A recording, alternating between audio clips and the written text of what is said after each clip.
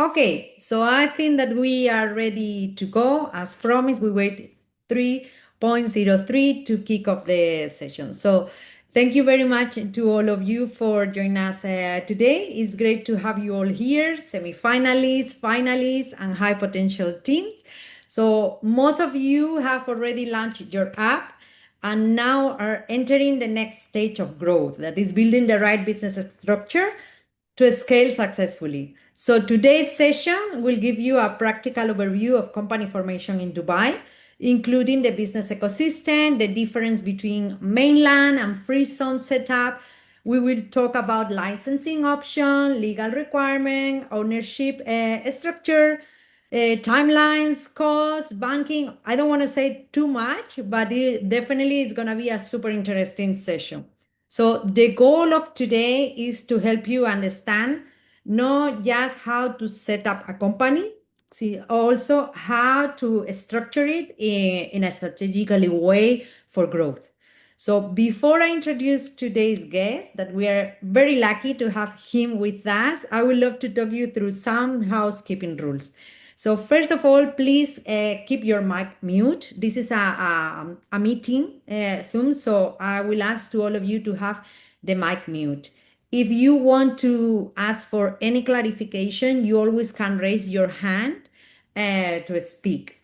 Also, you can chat you can write on the chat because the chat is open. But just be conscious that our speaker for today or guest will reserve some extra time at the end for the Q&A.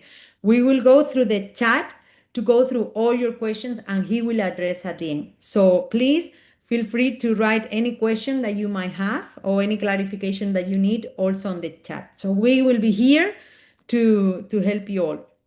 And just last but not least, respect the space and the time that we have for everyone to ask their questions. So that's it. So I think that we are ready to start.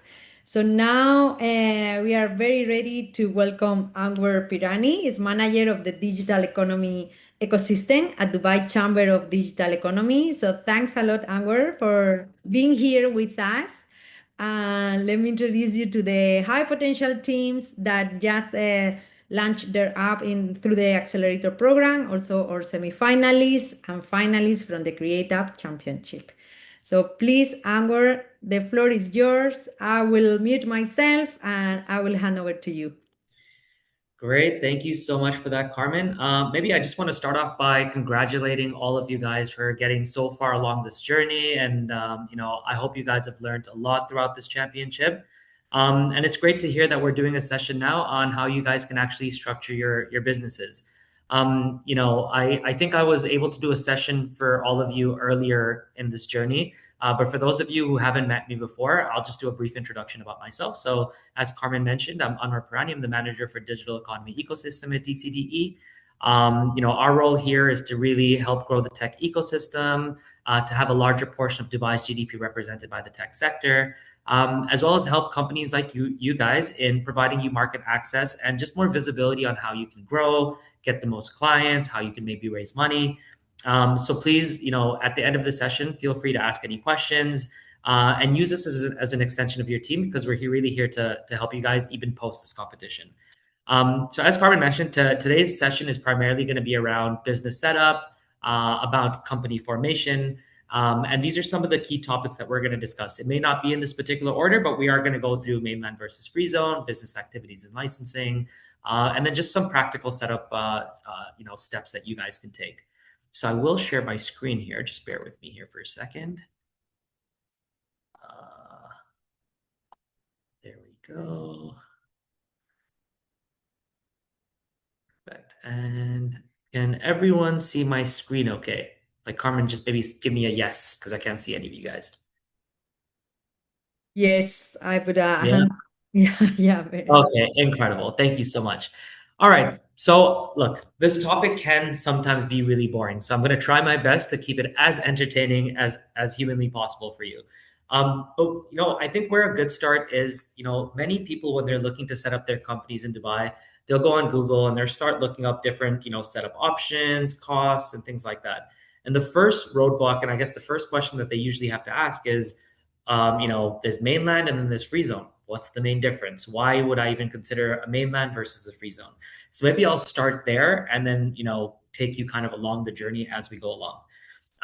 Now, I would say about 5 years ago or so, in order for you to have a mainland company, you needed to have a 51% local partner here for you to be able to do so.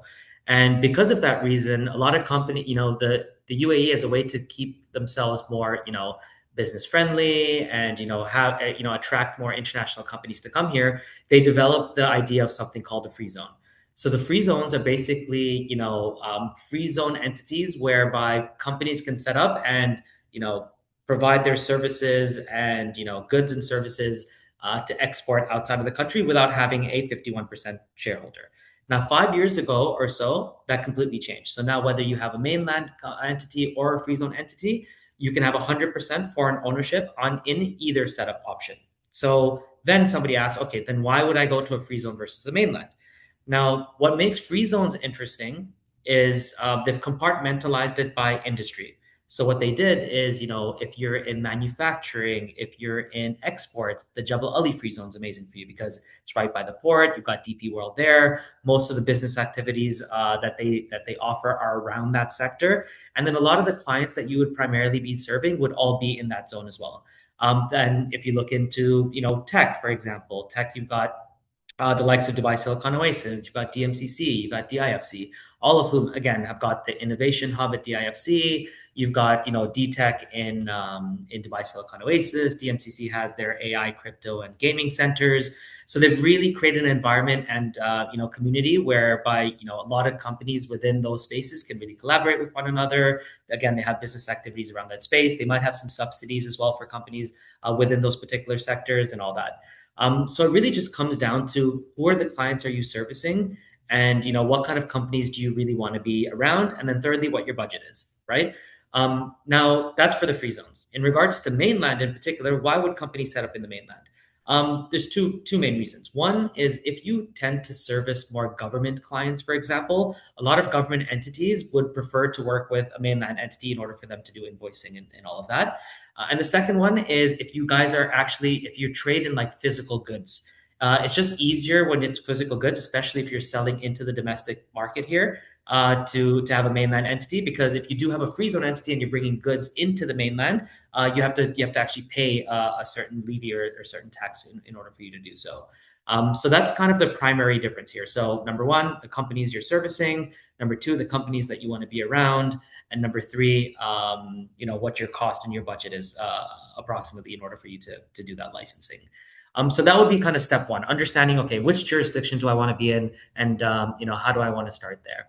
Once you've identified that jurisdiction, then you need to start identifying what your business activities are. I'll go more into detail about how that selection process works. But yeah, I'll do that after. So once you've done that, you identify your business activities, you identify what your legal structure is going to be, at which point then you pick which free zone that you want to be in, you reserve a trade name, you get your initial approval. Once you've got that approval, you get your kind of what's the word? Your tentative kind of approval for your articles of association. At which point then you start looking into a space, you acquire the business license, and then you have to actually start the business banking account opening process. Now, this all seems like a pretty lengthy process, but in typical Dubai fashion, they make opening up businesses here very, very easy. And usually it takes about 10 days or so 10 to 14 days, let's say, in order for you to set up your entire business from start to finish. Now, these are done in gaps, right? Because you can't open up a bank account until you have the business license. So it's done over a period of time. So usually if you're setting up a business here, give yourselves around 14 days or so, everything from getting the license to getting your visa to actually opening up the bank account as well. So that's the process there.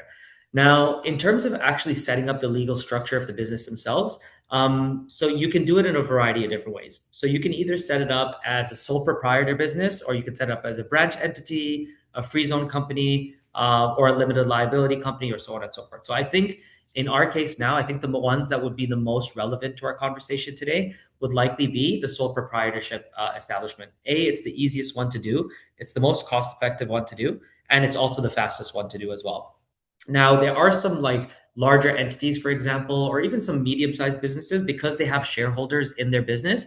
Sometimes they have to set up their entity as either a subsidiary or a branch of their existing entity, whether it's in the US or Europe or whatever that might be. Now, it's still something that you can definitely do. It costs more money. Reason being is because in order for you to set up a branch office here of an existing entity abroad, you need to get your articles of association from those respective countries notarized and attested by Ministry of Foreign Affairs from both countries. And now this takes a lot of time and it takes a lot of money for that to happen. So sometimes when companies are coming here and they're looking to set up quickly and they just need to have a presence and they want to have their bank account open, what they'll do at times is they'll set up their entity as a sole proprietorship to begin with, have everything set up, and then you actually have the option to switch it to a subsidiary entity later on. So it just depends again on your timeline and the budgets that you have. But ideally, usually what a lot of free zones and mainland entities usually recommend is, except for in the case that structurally it needs to be done because of shareholders, would say to usually set up as a sole proprietorship just to make the process easy so you guys can just get things going. So ideally, this would probably be the one that's most relevant to our conversation today. Perfect. So again, I think in this case too, this is where I'll go through a few of the business activities, but from a high level perspective, the types of licenses, again, seeing that we're talking to a lot of you app developers here, the ones that would be again most relevant to you guys would be either a commercial license or a professional license. You've also got other things like tourism licenses, an e-commerce license. You can also get a freelance visa as well, or a freelance company, which is great. But these are the ones that would primarily be most relevant to you guys. Now, the way that it works from a licensing perspective, so once you've identified, okay, this is the jurisdiction I want to be in, then it comes down to the business activities that I mentioned earlier. Now, for each company that you open up, you can choose up to 10 business activities for that license. Now, within those 10 business activities, they all have to be somewhat relevant. Now, because this can have an impact on your costs. So what that means is, let's say, for example, you guys come in and say, all right, I am a software developer, and that's the business activity I want to go with. Now, that software developer it falls under a specific category in your licensing business activities. Now, as long as you pick business activities that fall within that same category, so they're all somewhat relevant, you can pick up to 10 and it's completely free for you to do so. Now, let's say, for example, you end up picking, software developer as a business activity. And on top of that, you bring in, let's say, e-commerce, for example. Now, the minute you bring in e-commerce, that becomes, it falls under a different category. And what that means is for each one of those, they end up charging you extra money in order for you to add those additional business activities to an existing license. So it's almost like paying for more licenses than you actually need. So my advice would be, when you are choosing your business activities, try and find something that fits the scope of what you do, but keeps it broad or generic enough where you can at least do other things that fall under those same business activities, or at least under the same codes or the bracket of codes that's under there. I know what I'm saying here can sound a little bit confusing, but one thing that I can recommend is, if you go to any of the free zone websites, you can actually go there and see the list of business activities, and you'll see how they're basically kind of packaged together. You'll be able to see them in groups, and within that group, you can see codes. And as long as the codes are start with the same first two numbers, they basically fall within the same category. And those are the ones that you can get for free. Anything that falls outside of those first two number codes, then those will fall under a different category, which means they charge you for each one of those business activities that you choose on top of that. Happy to kind of have that conversation with each of you, or get you connected to a particular free zone or mainland after this call as well, so you can ask more questions on the business activities. But just something to keep in mind, especially, I know you guys are just starting off with some of your apps, so you want to try and keep it as lean and cost effective as possible. Another thing I want to mention here is when you're setting up your entity in Dubai as well, one thing to consider is wherever you decide to set up your business, in order for you to have a valid license, you need to have an office space or an address in that particular jurisdiction that's basically connected to your business license. Now, when you're first starting off, what's really great about Dubai and a lot of these free zones, and also the mainland for that matter, is you can actually get, co-working desks as your registered address. So it ends up being significantly more cost effective. What's really great about that as well is not only do you get to be more cost effective, but a lot of these co-working desks are also taken up by other startups and other businesses. So it's a good kind of environment to also be in, where you get to meet other startups, you get to attend a lot of events, things like that. So just another thing to consider, especially when you're looking into costs as well. Perfect. So many of you have probably heard that, I think it was about 3 years ago or so, that Dubai, or the UAE in general, introduced a 9% corporate tax. So that 9% is still significantly lower than anywhere else in the world. And the good thing for you guys to know is it's 0% for any, if you don't make more than 375,000, it's actually 0%. Now, the key thing here is you still have to file for your taxes. You just won't be charged for those taxes for any revenue of anything below 375,000 dirhams. Anything above 375,000 dirhams, that's when the 9% basically kicks in. Another thing to also consider here is there are some qualifying business activities that they won't need to basically pay the corporate tax. Now, they're very specific to specific industries. So, you've got like manufacturing, trading qualifying commodities, holding shares and securities, reinsurance, fund and wealth management, treasury, things like that. So in our case, I'm not sure if any of you guys fall within those particular categories, but in this case, if you don't, then you would still need to file for that 9%. And again, as I mentioned, anything above 375,000 is what you guys will be taxed on. In addition to the corporate tax, you've also got VAT, which is 5% all in all on that side too.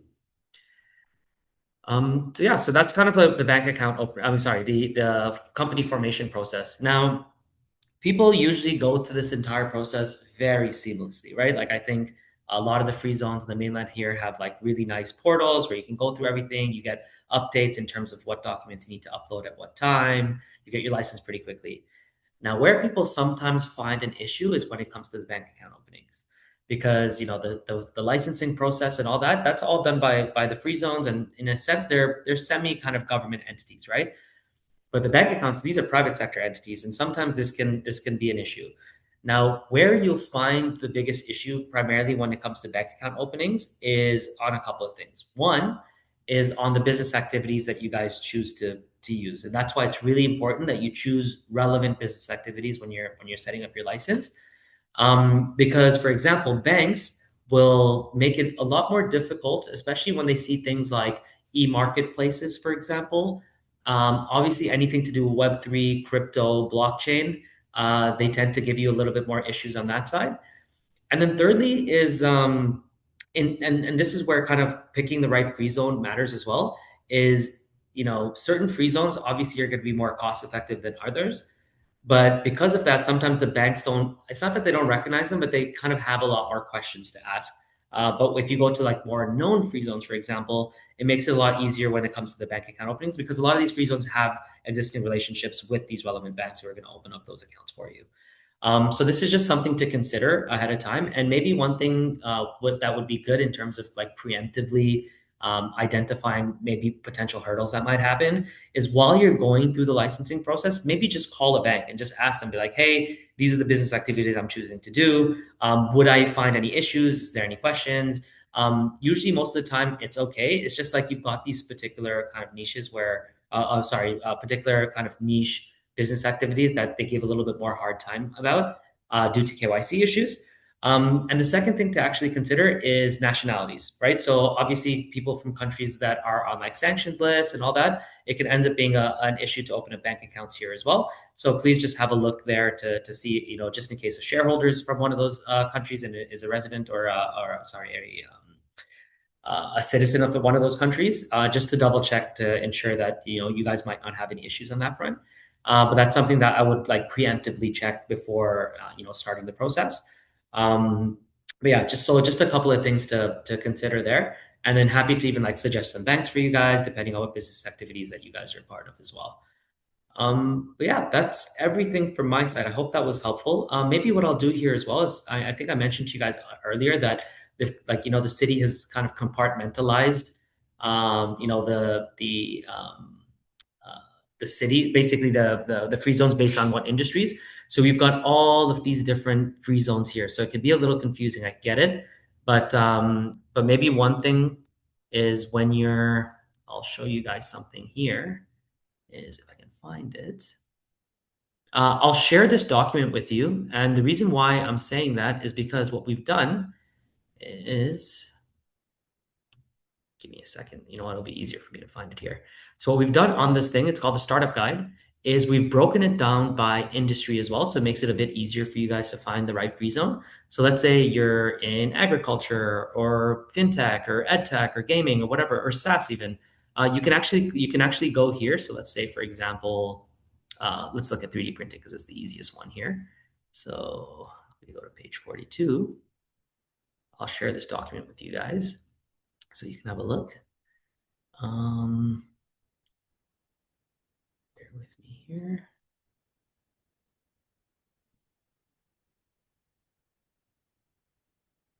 Yeah. So depending on what industry that you're in, for example, you can scroll down there. Again, it'll give you the setup journey and what that process looks like. But what's really interesting about it is it also kind of breaks down, like potential costs that you need to look into. It also breaks down, the types of business activities and licenses that you might need. Who are the main regulators in the space? What are some incubators and accelerators or sandbox in that space as well? What are some good events that you can actually go to? So I think this would be helpful for you guys, and I'll ask Carmen to share this with you all, and then it helps you kind of identify some potential costs as well on here too. So I hope that's helpful, and happy to take any other questions that you might have. Thank you very much, Howard. Definitely, it's gonna be very helpful because I was following the guide as you were talking, and it's like a actual roadmap for them, no? When you decide, okay, what is the right license, as you very well show on the map, I believe that there are more than 30 free zones in Dubai. So to decide which one is the right one, uh, Yeah, as you mentioned, following what are your requirements is who are your clients, what is the business activity, because not all the free zones works for everyone and for any. yeah. So Yeah, definitely. And I can see, coming in from, I've been in Dubai for 6 years now. So I'm just putting my hat on as if I've never been here before and I was looking at it for the first time. It could seem really overwhelming and confusing. So, actually, my colleague Aisha is on this call. So kudos to her for the startup guide. So she's the one who really worked on this. And I think it really would be able to give you guys more help. And then you've always got us to ask any questions too as well. definitely, I think that definitely we will share with all the teams because I think that is a very practical tool to use, but also as a checklist. No, when you feel overwhelmed, it's like, okay, from where to start? What I need to look: business scope, Yeah. business activities, requirement, clients, industries, and it's very well explained. Perfect. Thanks a lot for the session. Thank you very much. Let's see because I've seen a couple of questions and I didn't want it to interrupt you, obviously. So first question we have from Mohammed from Deep Loop.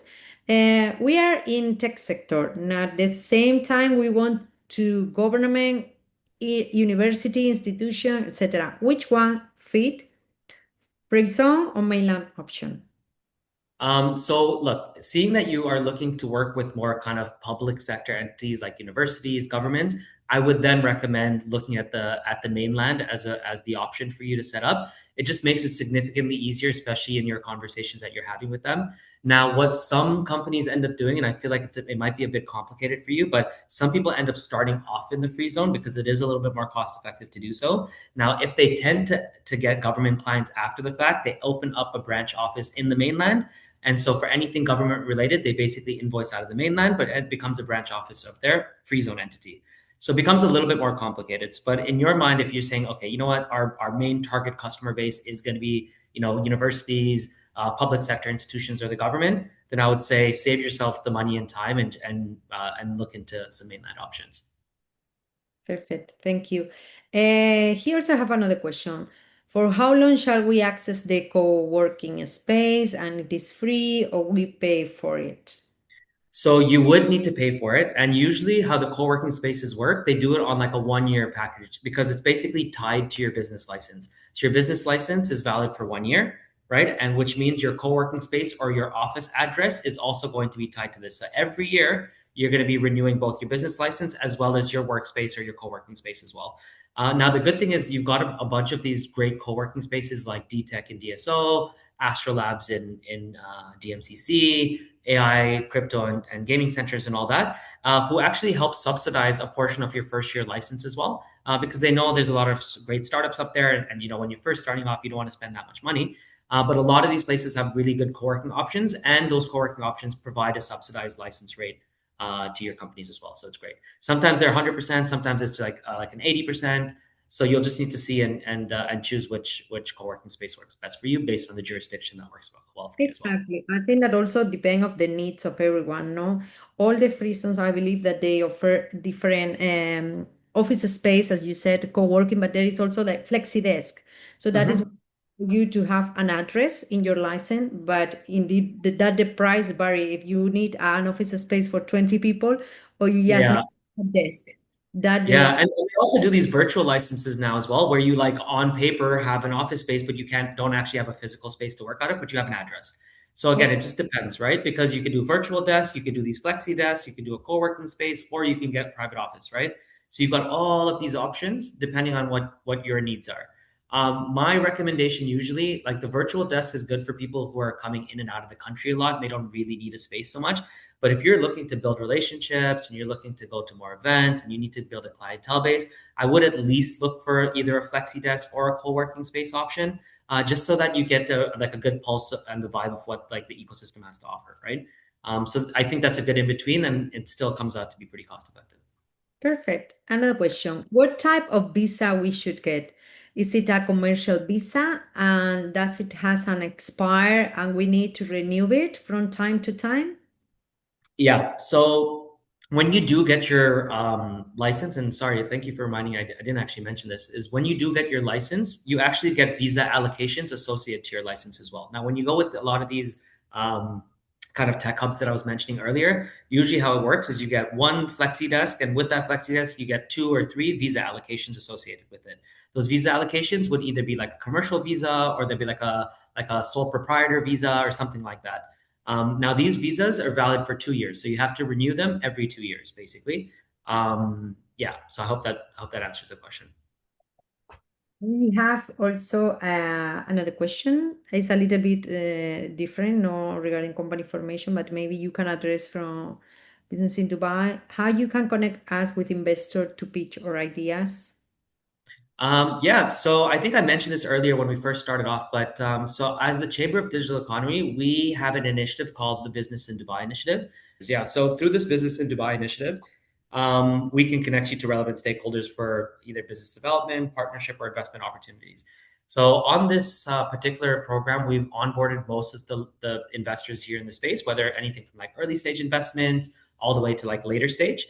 So what we do is you apply through the initiative, our team will review, we'll get a good understanding of your business model, at which point we can then identify relevant kind of investors to share your profile with to see if they're interested in getting connected. Now, if you're very early stage, we'll more likely than not get you connected to some incubators or accelerators that do invest in early stage startups and share it with them first for their review to see if you can be a part of their cohort. That's likely what would happen. And then the later stage you go, the more in-depth kind of conversations that we have with other larger VCs to take those conversations forward. So I hope that answers the question.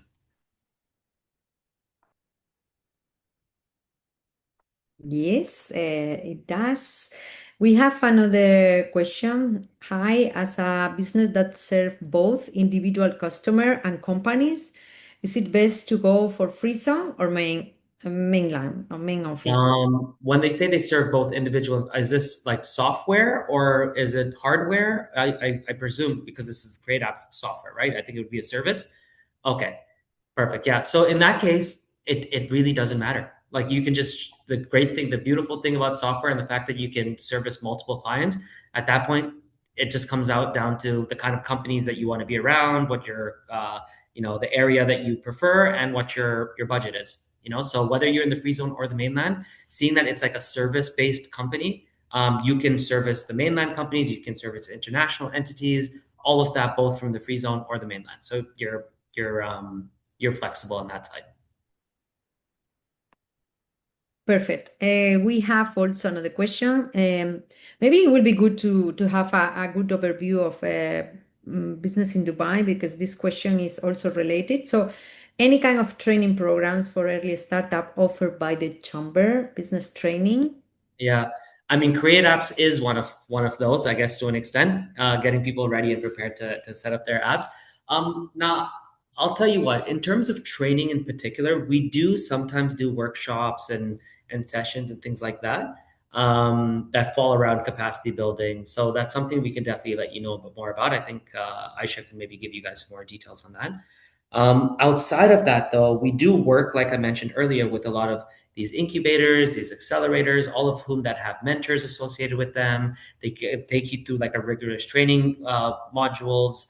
We work with the likes of like C Institute or C3. So maybe if we don't offer those programs, we definitely would be working with partners that would do the same, right? So depending on what kind of training that you're looking for in particular and what kind of mentors you're trying to connect with, if we don't do it, then we're at least connected to the right people we can connect you with that do it, if that makes any sense. Yeah. Perfect. Thank you. Thank you very much. So, Maybe just like an overview, just like look at us as the aggregator into the market. So anything to do with like the tech ecosystem, anything to do with tech enablement, anything to do with entrepreneurship, like we would be like leading initiatives and strategies on that side. But if we don't do something, then we definitely work with an entity that does lead on something to do with either training and all that too. So basically look at us kind of as the aggregator, and then we can point you in the right direction of where you need to go. okay, perfect. Very good. Any other question? Feel free also to raise your hand if you prefer to ask the question directly to Anwar. If not, I will keep reading. So this question is from Muna. What about the e-trader license from DED? It doesn't require a location to start with. Not sure if it was mentioned. I'm not too sure about that, Manas. I don't want to give you the wrong answer regarding the e-trader license in particular. Are you basically just saying that in order for you to have this e-trader license, you don't need an address underpinned to your license? Is that what you're referring to? Hello, how are you? Hi. Hi. I'm Yes, so it requires that you add, it's basically for those who don't have a location and specifically, that the ones that they sell from home, and it requires you to put your home address as a location. I'm Okay. asking this because as part of their activities, I'm working on a marketplace, and one of the activities is an e-commerce portal. That, Okay. yeah. So this is what I got, but I'm not sure if this will be sufficient, Yeah. at the later stage. You know what? This might be a new thing then, Mona. So thanks for letting me know. And if you need to get more clarity on that, then I can connect you with the team at DD to give you guys more clarity on that as well, if you Sure, need that. sure. Thank you so much. No problem. Okay, so we have another question is to get in touch with you. So Anwar is also part of the Dubai Chamber of Digital Economy. The Create Apps Championship, of all of you know, is one initiative part of the Create Apps. So for Mr. Anwar, are you representative of Create App Championship? How we can contact you later? Um, I don't know if I'll come as a representative, but I try to support any way that I can. I give all the credit to the BNC team and my colleague Aisha because they're doing a fantastic job. But yes, you can definitely get in contact with me. What I'll do is, Carmen, if you'd like, maybe share my email address with anybody that needs additional support. Yeah. And happy to see how we can help you guys out. Okay, if it's okay for you, what I will do is I will share I think that we have the Business in Dubai Oh, email. even better. Yes, perfect. Yeah. And that is a way that any question regarding how to start or what we discuss today, if the also to understand the different initiatives that you are running as a from Business in Dubai, that is the right email to Yeah, get in touch. Perfect. perfect. Thanks, Carmen. Okay. No worries. I will look into that and I will share on the chat. Is there any other question? Any clarification? Something that I think that Anwar, as we were talking earlier, I would love to hear what are the most common mistakes. Let's see, That, like that try to learn a little bit from failure, or not failure, like maybe what could be done better when they choose Yeah. what is the right license, or and they didn't think about it, and they have to pay the price of that Yeah. mistake? Well, I think maybe there's two things. Maybe I'll answer that question in two different parts, right? There's one on perception versus reality, and then the second one on the actual business formation kind of practical mistakes that are made. Okay. One, in terms of perception versus reality, you know, we see a ton of companies looking to come to the UAE or to Dubai in particular to set up their businesses.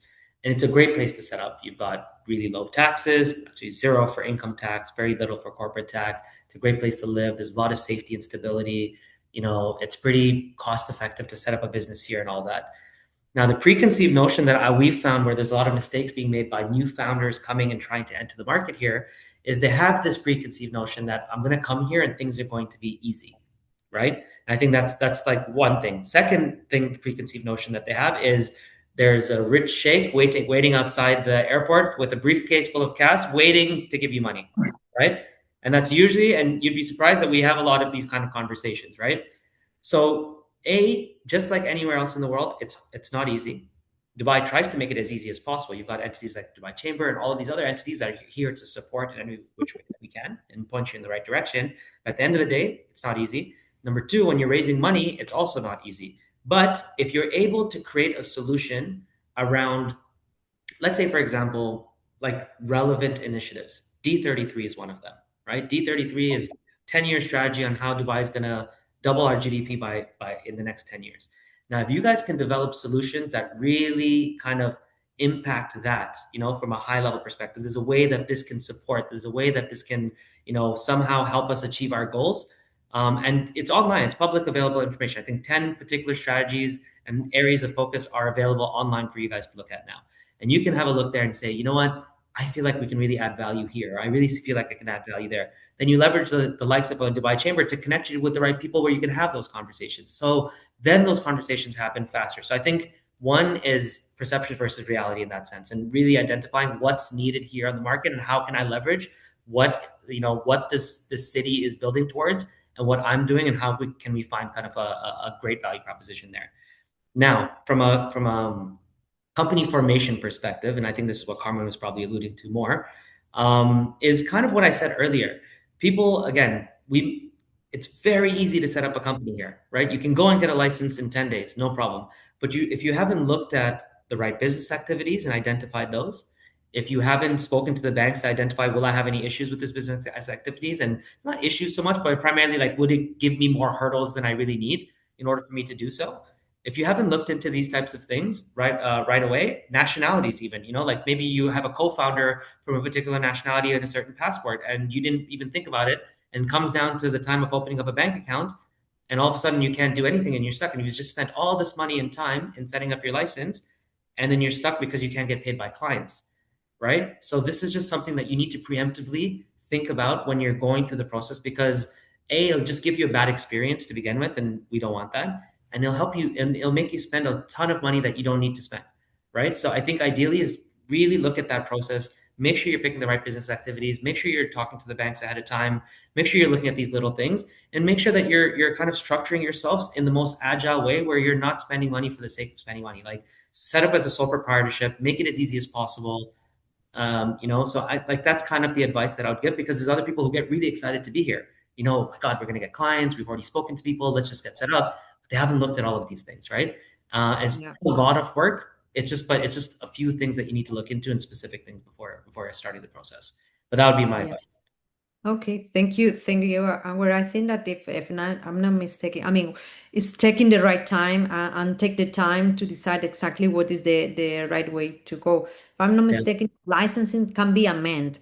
You always can adapt, add a new person as a shareholder. You can maybe add, as you mentioned earlier, a new business activity. But usually these amendments are costly. So Yeah, they are cost money. flexible, but they are Yeah, costly. So exactly. don't have the fear, but also be conscious that any Yeah, change. definitely. And look, a lot of the people that you'll be working with at these free zones are the mainland. They're very helpful, like really, really helpful. But if you don't tell them like the full story of your business and what they're trying to do, it'll be harder for them to be able to kind of guide you in the right way. So just make sure you're as transparent as possible so they can also guide you in the right direction. And make sure you just don't be shy to ask questions. That's why they're there. Very good. Thank you. So we have another question, and that is really important because, as you know, we have the youth category. So we have teams that are very young. They are 14 years old. So this one is also very young team. How early will we need to have our license set up? Is this license something that will be important to have before we speak to investors? For those of you who are, let's say, younger than 18, look, when you're speaking to investors, more likely than not, yes, you would need to have a license already because they need a mechanism to be able to pay you, right? if they invest at one point or the other. So that's one. But for those of you, again, that are under 18, you will need to probably have a parent or guardian be the main kind of shareholder on that business to begin with. So that's just one thing to keep into consideration, seeing that you're not of legal age for you to be able to do so. So you would have to have a parent or guardian who's part of that process with you. Okay, perfect. This is like a very generic question that we've been talking. What is the average cost of opening the company and how to decide the right license? So the average cost is case by case. It comes down to, again, the business activities that you choose, the location that you choose, and what kind of office space that you'd like. How many visa allocations do you want? All of that kind of stuff. In the startup guide that Carmen's going to share with you down there, we have broken down the cost per free zone and what free zones are the best for what industries as well. So have a look there. Like I said earlier, they've kind of broken it down. If you're in finance, fintech, banking, DIFC is the best, but it's expensive. If you're in, software, just like, let's say, creating apps and things like that, you've got Meydan as an option, which is the most cost effective and very, very quick, by the way. Dubai Silicon Oasis is an option, as like two cost effective options. Again, if you're manufacturing and all that, then you have to look into Jebel Ali. So it really depends on the type of sector that you're in. So I'm sorry I wasn't able to give you an answer because the ranges are very different, right? Depending on area, business activities, and visa allocations. It's coming to the same point. It's depending of the situation. No, we need to Yeah. look, okay, how many visas Yeah. require, how many activities, how Yeah. many. How many desks do you need for your team? So there's a bunch of different ones. And then on top of that, which free zone do you want to be in? And do they offer subsidies for the first year, 2 years, or 3 years, right? So the cost can also change that way as well. Okay, another question. What license is recommended for a SaaS on existing visa? SaaS on an existing visa. That is the question. Maybe Hassan Zaman, you can clarify. I'm not sure it's because you already have a current visa and you want to set up a license so you don't need a visa, or if you can please clarify. Hi, yes. Yes, so I already have employment visa and I want to get a license on the same visa only.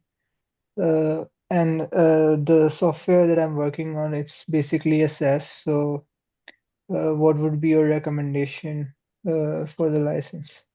Okay, thanks for that, Haseen. So what I would say is, so for software as a service, I think they actually have a business activity as like, don't quote me on this, but just have a look, but it's something to do with software as a service. So I think it's like, I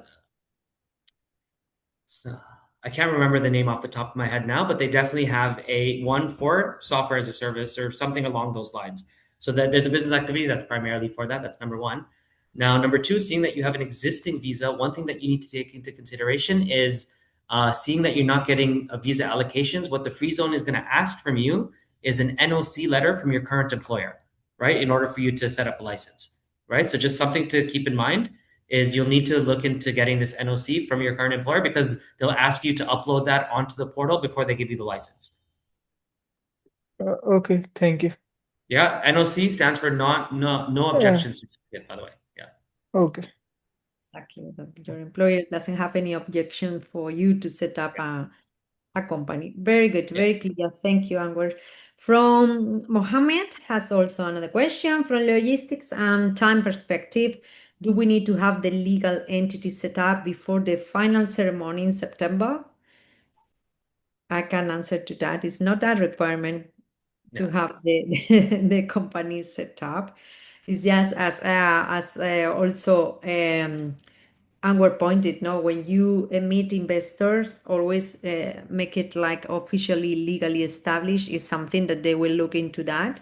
And for the final is you are going to pitch to win to get the fund. So that is something that will be also nice to have, but it's no mandatory because it's not something that you need to have before the final ceremony. For the finalists, I'm talking. But for any other high potential team or semi-finalists, it's based on your different roadmap and different milestones that you have. So it's not a requirement to have the company established and a license by the final. We have another one. Okay, so for those who join in late, very unfortunately, what should be our key takeaways from today's conversation? And I think that is very nice because it's like we have another question from Alan that I can see here, but it will be also. So why we don't do one thing? Let's jump first into Alan question, and we can leave this as a wrap up. What are the takeaways? What they should leave with this session today? Sure. Alan, please, if you can unmute and ask your question. Yes, hi. It's for the CreateApps team because it was mentioned in a previous call that to get the funding, the company name has to be the same as the app. Is this correct? Or because we registered before as Liabify and now we have the brand as LiaPay and the app is called LiaPay. So I need to know because it will have a cost and time to change the name of an entity. And also we have agreements with the existing name with providers. Okay, so that is also a question that maybe Anwar can clarify. Now, in terms of the competition, so your question it could be, can we operate LiaPay, your app, under a license that has a different name? Is correct, Alan? Yeah, I mean that we already know we can. It's a brand of our company. Yeah. The question is for the CreateApps and to get funded if we win, because I'm sure we'll win. If it's going to be a topic that we need to start maybe now changing the name. Okay, And so we it's want to avoid that actually. yeah. To be honest, I cannot tell you exactly right now what is the. I think that Sarah mentioned on previous call that it was the case because part if you win the fund prize is allocated to help you to growth as a business and to help you your app development. And one of the point is will be to have your company established and legally set up. So I'm not 100% sure in this case, if that with the license that you have will be, or you will have to set up another license with the current name to get the fund price. I cannot tell you right now exactly what is the particularity in this case, but because if Okay. you can operate, Gotcha. but for the price itself, I cannot tell you, Alan, sorry. So let us check. So as we have on the 2nd of June, we have a check-in call. So by then we will have the clear answer to this question. Okay. Obviously, Yes, as thank you. we said, yes, you can operate, and you already know that is legal, and you can operate. But in terms of winning the prize, I need to check it out in on the terms and conditions. Okay. Yes, thank you. No worries. No worries. We have also another question, and we finalize our because I can see here. What is your advice on terms of the legal entity for social and legal tech startup in Dubai, specifically for international founders who can operate also remotely, but also can relocate at times in the UAE? I don't fully understand the question. And so, advice in terms of legal entity for is a social and legal tech startup in Dubai. So, before that, Advice on how to set up the company itself or where to set up the company or yes, he said yes. So, what will be the right option for a company who is in the social and legal tech?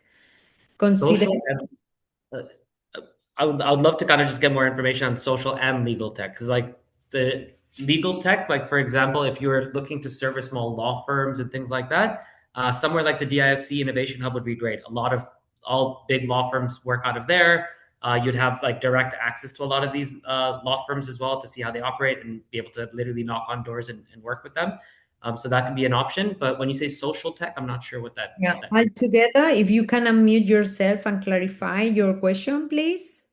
Hi, Amber and Carmen. Thank you very much for this opportunity.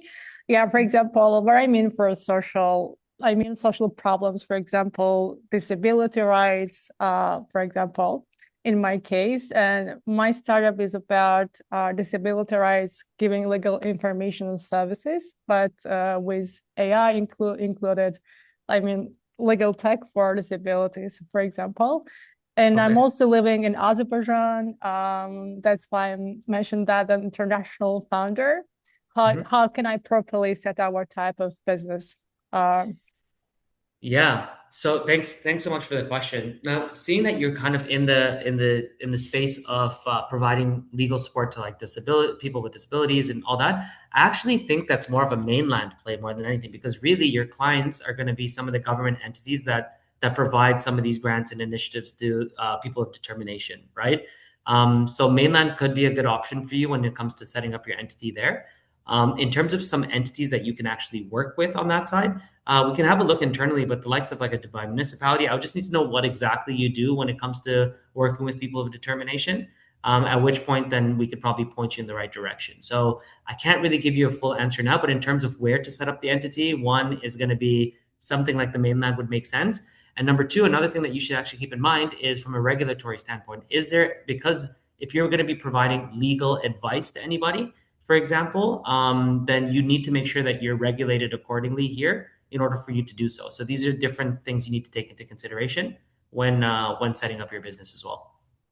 Thank you very much. I will contact with you. Thank you. Thanks. Perfect. Thank you very much, Anwar. So if you want to answer that wonderful question that we have from Shalom. So what are the key takeaways from today's conversation? Yeah. Well, thanks for that question. It's a perfect one to wrap up, I guess. Look, I think as part of the talk today and the session today, we went through some of like the technical aspects of what the process actually looks like, potential timelines. We didn't really go into the numbers in terms of cost, but we talked about, there is a wide-ranging amount of costs that it takes are associated with the setup process. But I would say my main key takeaway, and I know I'm probably repeating myself here again, and I know Carmen asked me the same question, is, how can you make this process as easy as possible for yourselves? And the easiest way, and it is already easy to begin with, but making it a seamless and smooth process. And and I'll continue to reiterate this, just make sure that you choose the right business activities, you have a conversation with the banks ahead of time, and you identify your shareholder structure ahead of time as well. As long as you've got all of those things aligned, the whole process will be smooth and relatively easy, right? And then my other piece of advice, and maybe the key takeaway from all of this, is you have the Chamber of Digital Economy here to also support you. Don't forget that, right? We're here to support. We're here to connect you, whether from a licensing perspective and setting yourselves up operationally, to once that's happened, to help connect you to the right people for you to have conversations with. I know there's been a lot of investment discussion in this chat today, but us at least point you in the right direction, whether those are to institutional investors or to the right incubators and accelerators for you to further iterate and build on top of what you're doing. So that would be my key takeaway from today. The process is easy. Don't be scared. Be part of, Dubai has made it very, very easy, but just a couple of things here and there just to keep a lookout into, just to make your lives significantly easier as you go along. Thank you very much. Thanks a lot, Anwar, for your wonderful insights on the topic. And also, I know firsthand that the full team of Business in Dubai is there to support them if they need and point it on the right direction. So really, really appreciate any guidance that you can provide. So just to finalize today the session, so thank you very much for everyone for joining today's session and for all the great questions and discussion. Especially big thank you to Anwar for sharing all his knowledge on company formation and supporting us. I hope today you gave, we gave you a clear understanding of the company formation landscape in Dubai and help you think more strategically that it was one of the goals about the next stage of building and scaling your business. No, as Anwar mentioned a few times, take your time, decide clearly because the whole point is it's create something that is solid and help you grow. So, as a reminder, our next major milestone on the Create Apps Championship will be the graduation of the high potential teams. So, that will be tomorrow. All the high potential teams are very well prepared and ready for that. But if the finalists and semifinalists want to join, please make sure your RSVP and confirm your attendance. So, I will share here on the chat the link in case that you want to join, or if you have friends and family who would like to join and see the apps that has been launched through the Create Apps Championship Accelerator for the high potential, please RSVP there. I will see you all on our next check-in call on the 2nd of June. In the meantime, I have homework because Anwar give me a few homework. So I will share via email the business in Dubai guide that he went through today. Also, I will share the email that I already shared on the chat to get in touch with Anwar team, so you can get in touch with them for further clarification or be on their database for future initiatives and programs that they could be running. So basically to get in touch with them. And I think that that's it. Thank you very much, everyone, for joining us today and have a wonderful afternoon. Thanks a lot, Anwar. Thank you very No worries. Thank you, everyone. Thanks. Thank you. Thank you all. Bye bye. Until next time, happy learning.